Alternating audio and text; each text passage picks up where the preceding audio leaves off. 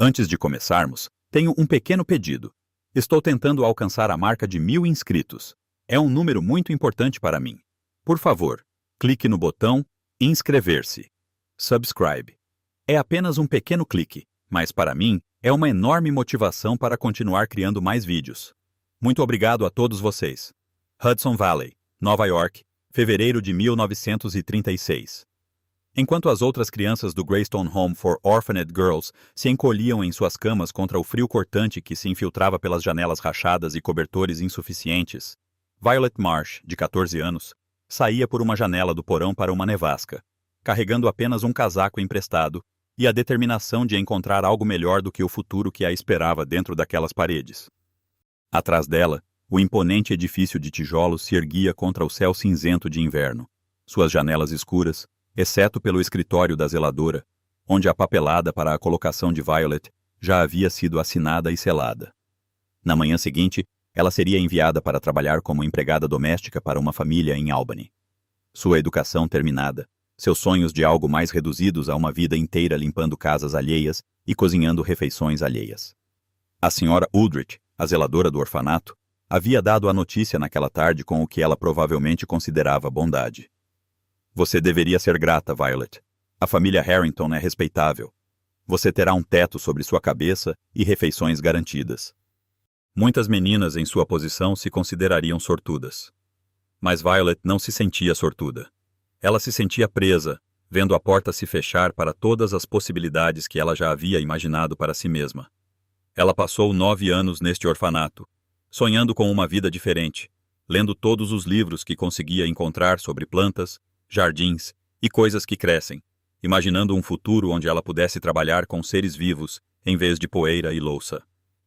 Amanhã esse sonho morreria e ela se tornaria exatamente o que o orfanato sempre a pretendera que se tornasse. Uma serva, invisível e obediente, seu potencial não reconhecido e inexplorado. Se você quer descobrir como uma órfã fugitiva descobriu uma estufa esquecida em uma propriedade abandonada e cultivou plantas que os cientistas disseram que não poderiam existir no clima de Nova York. Assine este canal e diga-me nos comentários de onde você está assistindo, porque o que Violet Marsh criou naquela catedral de vidro mudou não apenas sua vida, mas todo o campo da agricultura de clima frio. O Greystone Home for Orphaned Girls era o mundo de Violet desde que ela tinha 5 anos, quando sua mãe morreu de tuberculose em um hospital de caridade e seu pai simplesmente desapareceu, abandonando a filha que não podia sustentar e nunca mais olhando para trás. Violet lembrava pouco de sua vida antes do orfanato. Imagens fragmentadas de um pequeno apartamento que cheirava a comida de sua mãe. Uma jardineira de janela onde flores cresciam no verão. A voz de sua mãe lendo histórias na hora de dormir. Essas memórias a sustentaram durante 9 anos de vida institucional. Prova de que o calor e a beleza já existiram e poderiam existir novamente se ela pudesse apenas encontrar o caminho de volta para eles. O Greystone Home não era exatamente cruel, mas era implacavelmente prático de maneiras que não deixavam espaço para sonhos. Era uma fábrica para produzir empregadas domésticas, meninas treinadas em culinária, limpeza e lavanderia, e as 1000 pequenas habilidades que famílias ricas exigiam de seus funcionários menos bem pagos. Educação, além de leitura básica e aritmética, era considerada desnecessária para meninas que passariam suas vidas a serviço.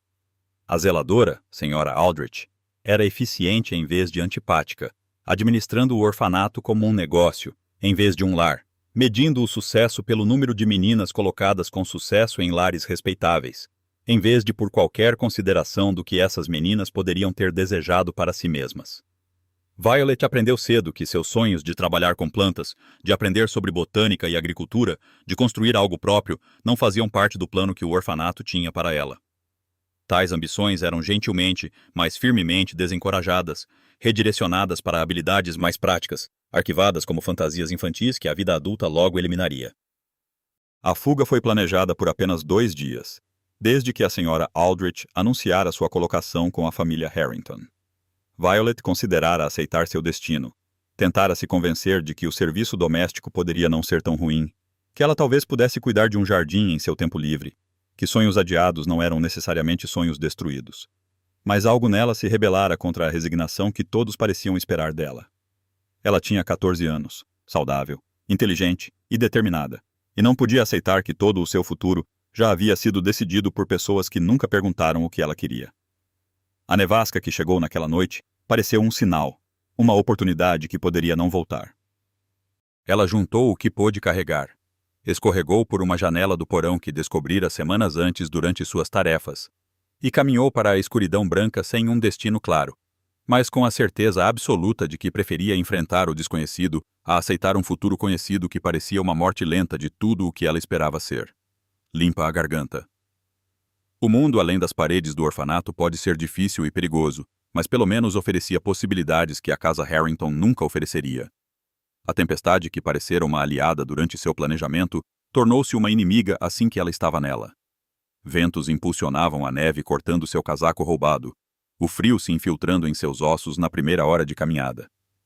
Ela seguiu a estrada que memorizara, mas os marcos que esperava ver estavam enterrados sob montes de neve que faziam tudo parecer igual. À meia-noite, ela havia perdido completamente a estrada, tropeçando na neve profunda na direção que esperava que ainda fosse a correta.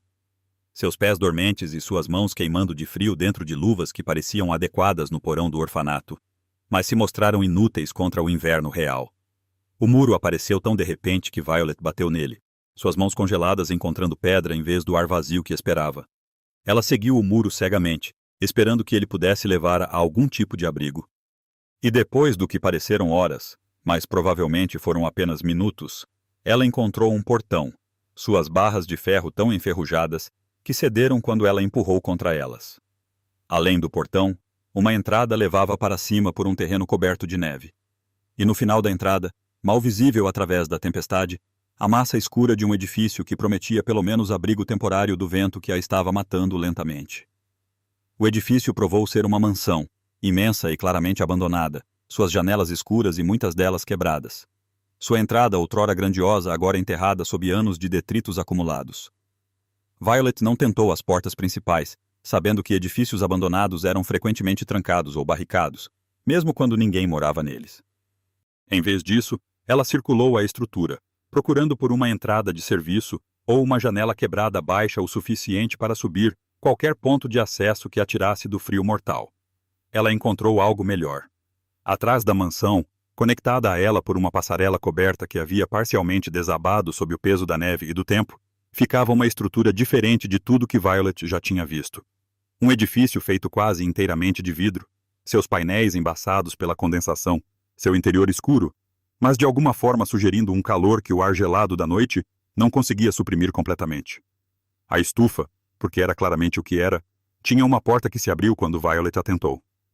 Dobradiças protestando com ferrugem, mas cedendo ao seu empurrão desesperado. Ela tropeçou para dentro e sentiu a temperatura mudar imediatamente. Não quente exatamente, mas significativamente menos fria do que a tempestade uivante lá fora. As paredes e o teto de vidro criando um abrigo que retinha calor, mesmo sem nenhuma fonte óbvia. Ela desabou no chão entre vasos, floreiras e os restos esqueléticos de plantas que um dia encheram aquele espaço de vida. E ela dormiu o sono do esgotamento completo, sem se importar se acordaria, porque acordar parecia menos importante do que simplesmente parar. Finalmente parar depois de horas lutando contra a neve que a queria morta. Ela acordou com a luz pálida do sol de inverno filtrando-se pelo vidro sujo e a surpreendente percepção de que não estava apenas viva, mas relativamente aquecida. A estufa que ela descobriu enquanto explorava seu interior era muito maior do que ela imaginara na escuridão. Um complexo de estruturas de vidro conectadas cobrindo quase meio acre, construído contra a parede sul da mansão, em uma configuração que capturava o máximo de luz solar de inverno. A estrutura principal tinha talvez 80 pés de comprimento e 40 pés de largura, com um telhado de vidro inclinado que subia quase 30 pés em seu centro. Alto o suficiente para acomodar árvores adultas. As alas laterais se estendiam deste espaço central. Salas menores projetadas para diferentes propósitos. Algumas com bancos para vasos de plantas, outras com canteiros para cultivo direto no solo. Ainda outras com sistemas complicados de tubos e válvulas que Violet não entendia imediatamente. Tudo estava em mau estado. Painéis de vidro rachados ou faltando, estruturas metálicas corroídas, estruturas de madeira apodrecidas, mas a infraestrutura básica permanecia sólida. E mais importante, O sistema de aquecimento que um dia manteve este espaço tropical, mesmo no inverno, mostrava sinais de funcionamento potencial. Os tubos que percorriam todo o complexo se conectavam a uma sala de caldeiras no porão da mansão, um sistema a carvão que era de última geração quando foi instalado décadas atrás, e que ainda poderia funcionar se a própria caldeira permanecesse intacta. Violet aprendera manutenção básica no orfanato, parte do treinamento doméstico que a Sra. Aldrich considerava apropriado para meninas que passariam suas vidas servindo aos outros. Ela odiara essas lições na época, vendo-as como preparação para uma servidão que ela não tinha intenção de aceitar.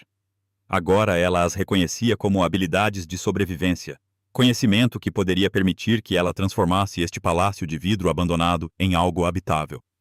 A propriedade, ela descobriu nas semanas seguintes de exploração, pertencera a um rico industrial chamado Cornelius Ashworth, que fez sua fortuna em ferrovias no século anterior e gastou uma parte significativa dessa fortuna em sua paixão por plantas exóticas. A estufa fora seu jardim botânico particular, lar de espécimes coletados de todo o mundo, mantidos a um custo enorme por uma equipe de jardineiros profissionais que mantinham espécies tropicais vivas durante os invernos de Nova York. Ashworth morreu em 1918, vítima da epidemia de gripe que matou tantos outros, e seus herdeiros não mostraram interesse em manter seu caro hobby. A propriedade foi fechada, a equipe dispensada, as plantas exóticas deixadas para morrer quando o sistema de aquecimento foi desligado, e o inverno reclamou o espaço que a tecnologia havia brevemente tornado tropical. Por quase 18 anos, a estufa permaneceu vazia, deteriorando-se gradualmente, mas nunca desmoronando completamente. Sua engenharia vitoriana era robusta o suficiente para sobreviver à negligência que teria destruído estruturas mais frágeis. Violet encontrou registros da coleção de Ashworth em uma casa de jardineiro perto da estufa, diários e catálogos documentando as centenas de espécies que um dia cresceram nessas salas de vidro. Mais importante, ela encontrou sementes, milhares delas, cuidadosamente preservadas em potes de vidro e envelopes de papel rotulados com nomes latinos e requisitos de cultivo, armazenadas em condições que as protegeram da umidade e das flutuações de temperatura que teriam destruído coleções menos cuidadosamente mantidas. Muitas das sementes estavam certamente mortas após 18 anos sem armazenamento adequado, mas algumas poderiam ainda ser viáveis. E mesmo a possibilidade de trazer a coleção de Cornelius Ashworth de volta à vida deu a Violet um propósito que transformou sua situação de sobrevivência em algo que parecia quase uma oportunidade. O primeiro desafio foi o calor. A estufa podia capturar energia solar durante os dias ensolarados, suas paredes de vidro e a massa térmica de pedra e solo armazenando calor que se liberava lentamente durante as noites frias. Mas o aquecimento solar passivo sozinho não manteria as temperaturas necessárias para plantas tropicais. Não manteria nem mesmo temperaturas confortáveis para uma adolescente tentando sobreviver a um inverno no Vale do Hudson. A caldeira a carvão no porão da mansão era a solução óbvia, mas o carvão exigia dinheiro que Violet não tinha. E mesmo que ela pudesse de alguma forma obter combustível, operar a caldeira visivelmente produziria fumaça que poderia atrair atenção que ela desesperadamente precisava evitar. Ela passou semanas estudando o sistema de aquecimento, rastreando tubos e válvulas, entendendo como o calor já havia sido distribuído por todo o complexo da estufa. O sistema era mais sofisticado do que ela inicialmente percebeu. Projetado não apenas para manter uma única temperatura, mas para criar diferentes zonas climáticas em diferentes seções. Áreas mais quentes para espécies tropicais verdadeiras, áreas mais frias para plantas que exigiam períodos de dormência, zonas intermediárias para espécies com requisitos mais moderados. A complexidade que antes exigia que jardineiros profissionais gerenciassem tornou-se uma vantagem para Violet, porque significava que ela não precisava aquecer toda a estufa para sobreviver, apenas a seção onde ela escolheu morar. Ela selecionou um pequeno cômodo lateral, talvez com 4,5 metros quadrados, que havia sido usado para propagar mudas e que apresentava os painéis de vidro mais bem preservados e as vedações mais estanques contra o ar externo.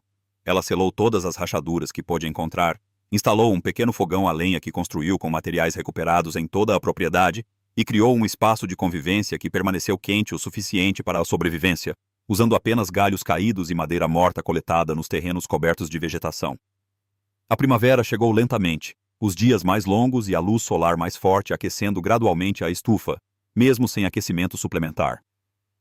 Violet iniciou seus primeiros experimentos com a coleção de sementes de Ashworth, selecionando espécies que os registros sugeriam que poderiam tolerar condições mais frias, plantando-as em canteiros que ela havia preparado misturando terra de diferentes partes do complexo da estufa. Muitas sementes não germinaram, sua viabilidade esgotada por anos de armazenamento ou condições que não correspondiam aos seus requisitos. Mas algumas brotaram, minúsculos brotos verdes emergindo da terra escura. Prova de que a vida persistiu mesmo após quase 2 décadas de negligência. Violet cuidou dessas mudas com cuidado obsessivo, regando, alimentando e protegendo-as das flutuações de temperatura que ainda ocorriam enquanto ela aprendia a gerenciar o ambiente da estufa. Ela cometeu erros, matou plantas por excesso, ou falta de rega, ou exposição ao frio que ela não havia previsto, aprendeu através do fracasso o que os diários e catálogos não podiam ensinar completamente. No verão, ela tinha talvez 50 plantas crescendo em vários estágios de desenvolvimento, uma pequena fração da coleção original de Ashworth, mas o suficiente para provar que a restauração era possível, que a estufa poderia viver novamente se ela pudesse resolver os desafios de aquecê-la durante outro inverno. A solução veio de uma fonte inesperada. Um sistema de compostagem que Violet desenvolveu inicialmente apenas para descartar resíduos orgânicos de seu espaço de convivência e que eventualmente reconheceu como uma fonte potencial de calor. A matéria orgânica em decomposição gera calor, um fato que os agricultores exploraram por séculos em canteiros quentes, usados para iniciar mudas antes da última geada.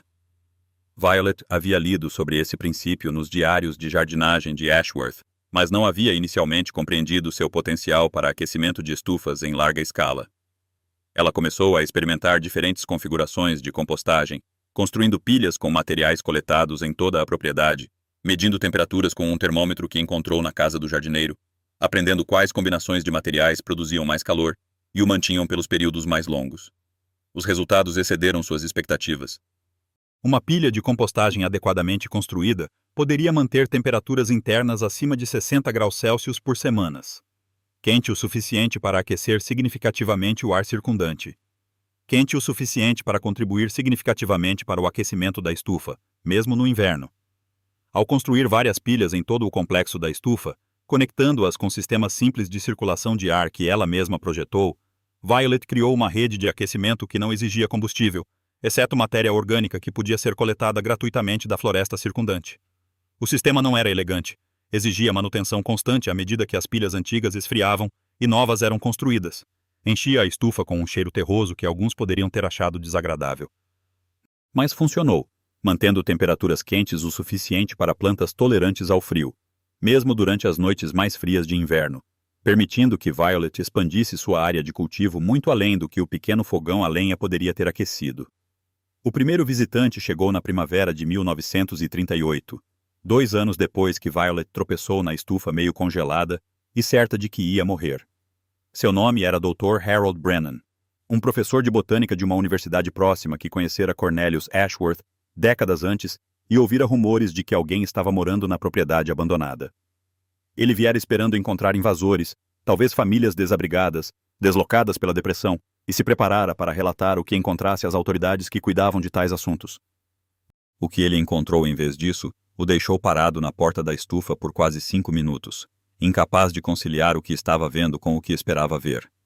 A estrutura de vidro que estava morta e congelada quando ele a visitara pela última vez anos atrás, agora estava viva, cheia de plantas que não deveriam existir em Nova York, mantida por uma jovem que não poderia ter mais de 16 anos, mas que falava sobre assuntos botânicos com uma sofisticação que teria impressionado seus alunos de pós-graduação. Violet havia se preparado para este momento, sabendo que a descoberta era inevitável eventualmente, tendo ensaiado explicações que poderiam permitir que ela continuasse seu trabalho sem ser arrastada de volta para o orfanato ou presa por invasão. Mas o Dr. Brennan não estava interessado em seu status legal ou em seu passado. Ele estava interessado nas plantas, nas técnicas que ela desenvolveu para cultivá-las, nas implicações do que ela havia realizado para o campo da agricultura de clima frio que ocupava sua atenção profissional por décadas. A parceria que se desenvolveu entre Violet e o Dr. Brennan transformou sua situação de sobrevivência precária para algo próximo à segurança. O professor tinha conexões e recursos que Violet não tinha. Acesso a sementes, plantas e informações que poderiam acelerar enormemente seu trabalho. Ele também tinha o status legal para protegê-la das autoridades que, de outra forma, a teriam forçado de volta ao sistema que ela havia escapado, providenciando que ela fosse classificada como menor independente engajada em trabalho agrícola que servia ao interesse público. Em troca, ele ganhou acesso a oportunidades de pesquisa que sua posição universitária nunca poderia ter proporcionado. Um laboratório vivo, onde teorias sobre cultivo em clima frio poderiam ser testadas em condições reais. Um colaborador cujo conhecimento prático excedia o de qualquer botânico treinado que ele já havia conhecido. Eles publicaram artigos juntos, o nome de Violet aparecendo ao lado do Dr. Brennan, em periódicos acadêmicos que nunca teriam aceitado o trabalho de uma órfã sem educação formal. Eles deram apresentações em conferências agrícolas. Violet, inicialmente aterrorizada em falar em público, mas gradualmente desenvolvendo confiança à medida que percebia que seu conhecimento era genuíno e valioso, independentemente de onde tivesse vindo. Eles expandiram a operação da estufa, restaurando seções adicionais do complexo original de Ashworth, introduzindo novas espécies que ultrapassavam os limites do que qualquer um acreditava ser possível no clima de Nova York. Em 1940, Violet havia alcançado algo que os colegas do Dr. Brennan na universidade inicialmente se recusaram a acreditar, até que o viram com seus próprios olhos. Ela estava cultivando frutas cítricas em uma estufa de Nova York. Não apenas mantendo-as vivas durante o inverno, mas produzindo frutas reais que amadureciam nas árvores durante meses em que o mundo exterior estava coberto de neve.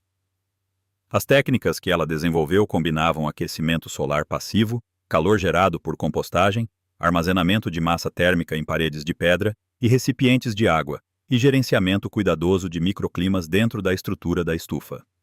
Laranjeiras e limoeiros ocupavam a seção mais quente, posicionados onde as fontes de calor convergentes criavam temperaturas que raramente caíam abaixo de 10 graus Celsius, mesmo nas noites mais frias. As frutas que produziam eram menores do que as frutas cítricas comerciais da Flórida ou Califórnia, mas eram genuínas, frescas e cultivadas em condições que todos os livros didáticos diziam serem impossíveis para espécies subtropicais. A notícia das frutas cítricas de Violet se espalhou pelas comunidades agrícolas e científicas com a velocidade da novidade genuína, atraindo visitantes que chegavam céticos e saíam convertidos. Suas suposições sobre os limites do cultivo em clima frio foram permanentemente alteradas pelo que haviam testemunhado. Os anos de guerra trouxeram desafios e oportunidades que nenhum dos dois havia antecipado. A escassez de alimentos tornou a agricultura local subitamente valiosa, de maneiras que não era desde que a industrialização tornara o transporte de alimentos de longa distância econômico. A estufa, que era uma curiosidade botânica mantida principalmente para fins de pesquisa, tornou-se uma fonte de vegetais frescos e ervas durante meses em que tais coisas estavam indisponíveis. Violet expandiu a produção para atender a demanda, convertendo canteiros de exibição em culturas alimentares, desenvolvendo técnicas para maximizar o rendimento de espaço aquecido limitado, treinando voluntários das comunidades vizinhas em métodos de cultivo em estufa que eles poderiam aplicar em suas próprias operações em menor escala. Em 1945, quando a guerra terminou e os suprimentos normais de alimentos foram retomados, Violet se estabeleceu como uma autoridade em agricultura durante todo o ano em climas frios. Sua reputação construída não em credenciais acadêmicas, mas em resultados demonstrados que qualquer um poderia verificar visitando sua estufa e vendo o que crescia lá. A propriedade Ashworth, que havia sido abandonada e esquecida quando ela chegou, tornou-se uma instituição regional, visitada por agricultores, pesquisadores e cidadãos curiosos que queriam ver o impossível tornado real. A mansão permaneceu desabitada, muito cara para restaurar e desnecessária para operações que se concentravam inteiramente nas estruturas de vidro atrás dela. Mas o complexo da estufa havia sido totalmente restaurado. Sua engenharia vitoriana complementada com melhorias modernas, que aumentaram a eficiência, mantendo a beleza estética que Cornelius Ashworth originalmente pretendia. Os visitantes frequentemente comentavam sobre o contraste entre a mansão em decomposição e a estufa próspera, vendo nesse contraste uma metáfora para algo que eles não conseguiam articular completamente, mas sentiam profundamente. O trabalho de Violet continuou por mais 5 décadas. Suas técnicas se espalharam pelas regiões de clima frio da América do Norte e, eventualmente, pelo mundo. Ela treinou centenas de alunos que estabeleceram suas próprias operações de estufa, criando uma rede de produção de alimentos durante todo o ano que transformou como as comunidades do Norte se alimentavam. Os métodos que ela pioneira foram adotados por operações comerciais que forneciam produtos frescos para cidades em todo o Nordeste, por instituições educacionais que usavam suas estufas como laboratórios de ensino, por organizações humanitárias que aplicavam suas técnicas a projetos de segurança alimentar em regiões frias ao redor do globo. Ela consultou governos, corporações e organizações sem fins lucrativos, sempre insistindo que seu conhecimento deveria ser compartilhado livremente em vez de acumulado para lucro. Sempre lembrando que ela construiu sua expertise usando recursos que outros haviam abandonado e conhecimento que outros haviam publicado para que qualquer um pudesse ler. Ela publicou livros que se tornaram referências padrão em educação agrícola. Sua abordagem prática a tópicos complexos, tornando a informação acessível a leitores que teriam dificuldades com tratamentos mais acadêmicos. O estilo claro e direto que ela desenvolveu ao se ensinar a escrever na casa de jardinagem de Ashworth se traduziu em publicações que agricultores sem formação científica podiam entender e aplicar, democratizando o conhecimento que, de outra forma, poderia ter permanecido trancado em periódicos acadêmicos lidos apenas por especialistas. Ela recebeu honras e prêmios que teriam parecido inimagináveis para a garota congelada e desesperada que havia escalado por uma janela do porão em uma noite de fevereiro. Reconhecimento de instituições que originalmente haviam descartado seu trabalho como impossível e seus métodos como não científicos. Ela nunca se esqueceu de onde veio, nunca deixou de se identificar com as pessoas vulneráveis e descartadas, cujas fileiras ela um dia pertenceu. A operação da estufa empregou dezenas de jovens ao longo dos anos, muitos deles de origens semelhantes à sua, órfãos e fugitivos, e outros que foram descartados por famílias ou sistemas que não conseguiam ver seu valor. Ela os pagou de forma justa, treinou-os minuciosamente e ajudou muitos deles a estabelecer operações independentes que lhes permitiram construir vidas de dignidade e propósito. Vários de seus ex-trabalhadores se tornaram figuras respeitadas em comunidades agrícolas em todo o Nordeste. Seu sucesso é diretamente rastreável às habilidades e à confiança que desenvolveram sob a mentoria de Violet. Ela manteve correspondência com muitos deles ao longo de sua vida, celebrando suas conquistas, oferecendo conselhos quando enfrentavam desafios, construindo uma rede de pessoas que compartilhavam seus valores e seu compromisso de cultivar não apenas plantas, mas o potencial humano. A comunidade vizinha, que inicialmente via a Ashworth Estate abandonada com suspeita e preocupação, gradualmente passou a abraçar a operação da estufa como uma fonte de orgulho e benefício prático. Famílias locais receberam vegetais frescos durante os meses de inverno, quando tais luxos estavam indisponíveis. Crianças visitaram em passeios escolares, aprendendo sobre plantas e agricultura e a possibilidade de criar calor e vida nas condições mais frias. Jovens encontraram oportunidades de emprego que os mantiveram na região, em vez de forçá-los a migrar para as cidades em busca de trabalho. A estufa tornou-se um ponto de encontro para eventos comunitários. Seu interior tropical, oferecendo um refúgio dos invernos rigorosos. Seu crescimento abundante fornecendo um cenário para celebrações que os moradores se lembravam por anos. O Greystone Home para meninas órfãs fechou em 1958, substituído por instalações mais novas que ofereciam mais oportunidades para as crianças sob seus cuidados. Violet leu sobre o fechamento em um jornal e sentiu uma mistura complicada de emoções. Alívio de que nenhuma outra garota enfrentaria os futuros limitados que o orfanato oferecia, mas também uma estranha gratidão pelo lugar que, à sua maneira inadequada, a manteve viva até que ela estivesse velha o suficiente para escapar e construir algo melhor. A senhora Aldrich havia se aposentado anos antes, e Violet soube que ela passou seus últimos anos cuidando de um pequeno jardim na casa de sua filha, encontrando na aposentadoria a conexão com o cultivo de coisas que ela nunca pensou em encorajar nas meninas sob seus cuidados. Violet compareceu à cerimônia de encerramento, parada no prédio onde passou 9 anos sonhando com a fuga, sentindo nada além de esperança de que as crianças que vieram depois dela teriam mais escolhas do que as que lhe foram oferecidas. Violet Marsh morreu em 2003, aos 81 anos, pacificamente em seu sono, em uma pequena casa que ela construiu adjacente à estufa, que foi seu lar por 67 anos. Seu funeral foi frequentado por centenas de pessoas de toda a região. Agricultores e pesquisadores e ex-alunos e membros da comunidade que creditaram seu trabalho com a transformação de suas vidas e sua compreensão do que era possível. O complexo de estufas que ela restaurou e expandiu agora cobre mais de 3 acres, mantido por uma organização sem fins lucrativos que ela estabeleceu para continuar seu trabalho após sua morte.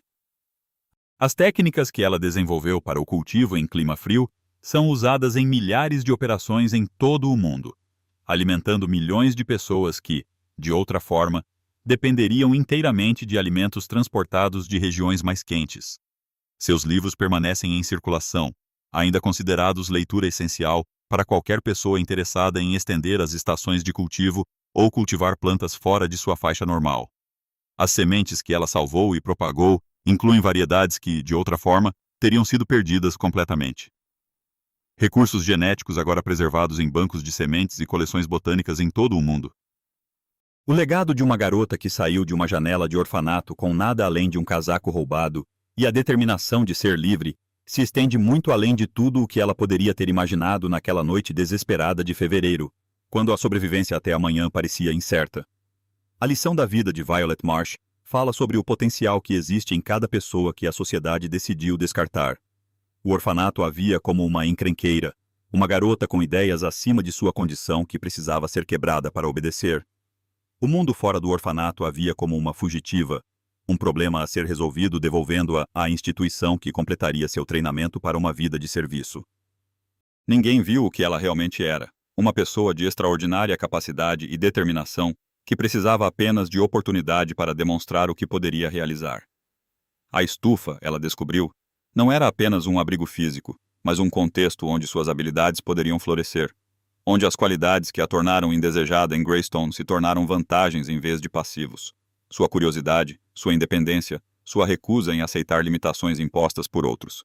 Essas eram as mesmas características que a Sra. Aldrich tentou eliminar dela, e foram exatamente o que permitiu que ela tivesse sucesso, onde profissionais treinados falharam. As plantas que ela cultivou não eram apenas espécimes botânicos, mas prova de que o potencial existe em lugares inesperados. Que a vida pode florescer em condições que parecem impossíveis se alguém estiver disposto a entender o que a vida realmente precisa, em vez de simplesmente aceitar o que a sabedoria convencional diz que ela requer. Então, aqui está a pergunta para você. Que potencial existe nas pessoas ao seu redor que foram descartadas como encrenqueiras, como problemas, como indivíduos com ideias acima de sua condição? O que elas poderiam realizar se encontrassem suas próprias estufas? Contextos onde suas qualidades difíceis se tornaram valiosas em vez de disruptivas. E que potencial existe em você que você foi ensinado a suprimir? Habilidades que outros chamaram de problemas, mas que podem se tornar forças no ambiente certo. Violet Marsh tinha 14 anos, órfã, espancada, agendada para uma punição que teria quebrado seu espírito se ela não tivesse escapado primeiro. Ela encontrou uma estufa esquecida e cultivou o que ninguém achava possível. Não porque ela tivesse vantagens especiais, mas porque ela se recusou a aceitar as limitações que todos os outros presumiam serem reais. Se esta história ressoou com você, se ela fez você pensar de forma diferente sobre potencial e limitação e os lugares inesperados onde a grandeza pode emergir, clique em inscrever-se para mais histórias sobre pessoas comuns que realizaram coisas extraordinárias ao se recusarem a deixar que outros definissem o que elas eram capazes de alcançar. Porque às vezes os jardins mais notáveis crescem de sementes que todos os outros haviam desistido. Obrigado por ouvirem até o final deste vídeo. Eu realmente valorizo cada momento que vocês passaram aqui comigo. Neste momento, estamos a caminho de alcançar o primeiro marco, 1000 inscritos. Se as histórias que conto tocaram vocês pelo menos um pouco, por favor apoiem-me clicando no botão inscrever-se, subscribe. Cada inscrição de vocês é uma enorme motivação para eu continuar a escrever e trazer mais histórias valiosas. Vejo-vos no próximo vídeo.